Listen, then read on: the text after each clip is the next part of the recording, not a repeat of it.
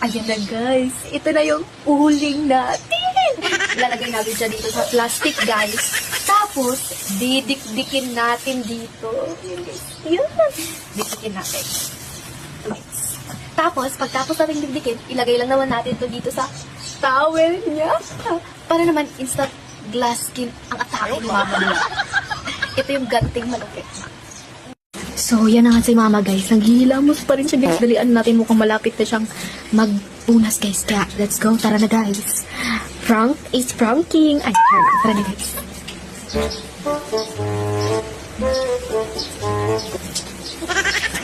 Yan na guys. Yan na guys. Yan na guys. The moment of truth. Yan na guys.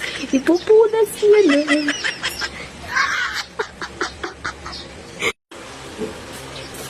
Ay, nandito na pala yung parcel. A few moments later.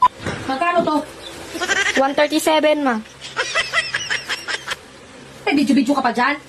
Eh, nag-a-day in my life na ako para may pang-post ako sa Facebook. Hindi, hindi na. Ma, gumaganda ka ngayon ma. Ang gano'n talaga ako. Kasi maraming nagsasabi, maraming nagtatanong na kanino daw ako nagmamana. Malamang sa akin. Yung pakyat ka daw ma. Sa akin ka nagmamana. Oh, Ma, yung pang-milk tea ko mamaya ha. yan, sinasabi ko eh. Hihingi ka lang tayo ng pangmiti. Maliit na bagay. Ang ganda naman talaga. Ako. Kaya nga ako nagkaanak ng kasing ganda mo. Kasi maganda ako, di ba? Harap mo yung mukha mo dito ma. Gusto nila makita kasi Ay, maganda ako, may ka. ginagawa ako eh. Harap mo lang saglit. Kung ako video, hindi pa nga ako naliligo eh. Yan mo na, maganda ka, di ba? Maganda nga. Paano nga yung pagano ng buhok? Pagano? Ano? Yung... Inuoto mo ako? Ganunin mo yung buhok mo. Ah, inuoto mo ako? Hindi nga, ganunin mo muna yung buhok mo. Bakit ko gaganon eh? Kasi makaganda nga, ganun Alam niyo guys, pinagluloko talaga ako ng anak kong ito, no? Wala pa nga tayong ligo, tapos bibidyohan pa tayo ng ganito. Huwag mo na namang ilapit. Ang ganda. Parang walang tiwala sa akin. Kahit wala tong filter, maganda talaga ito.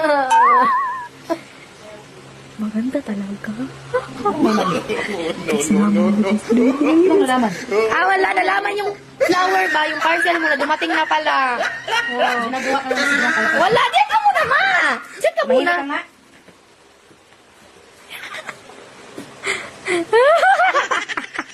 Ano na naman talaga ang gan? Wala pa nga tayong ligo. Kaya pala yung delivery rider kanina, titig ng titig sa akin. Ang ganda. Akala ko nagagandahan sa akin yung delivery rider. Yung pala, nagmumukha na kung taong grasa. Ma, ganda mo na. Mali ang batang to. Prank pa kasi sa akin. Yan, nag-revenge prank tuloy ako.